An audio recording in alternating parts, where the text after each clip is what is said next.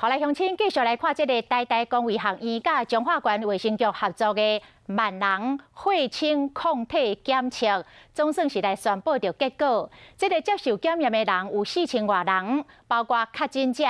接触者、居家检疫者、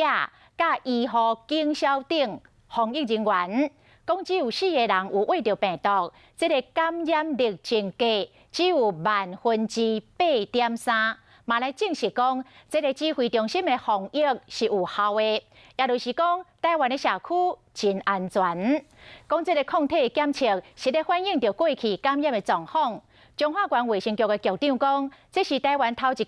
用科学性的血清的抗体来调查，因为台湾新冠病毒头一个本土病例，甲第一个死亡病例拢伫咧中华，所以中华若安全，台湾就安全咯。中华万人血清抗体检测的调查报告总算出来啊！中央流行疫情指挥中心的发言人郑仁祥有出席，中华县卫生局长叶元碧嘛做伙说明。随上中华为6月11正式启动检测计划，针对接触者、居家检疫者、医护人员也卫生单位的人员，总共检测4841个人，这是台湾社区的安全。我们确定他有感染，就产生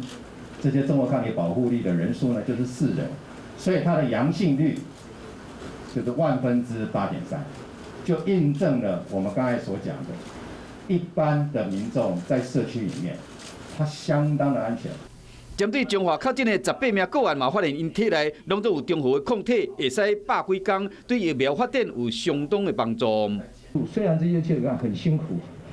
被做了居家被做了隔离，被做了检疫。可是我也要同时告诉他们，你们已经具有的自然免疫防护力，至少在这个地方我们证明5个月是有。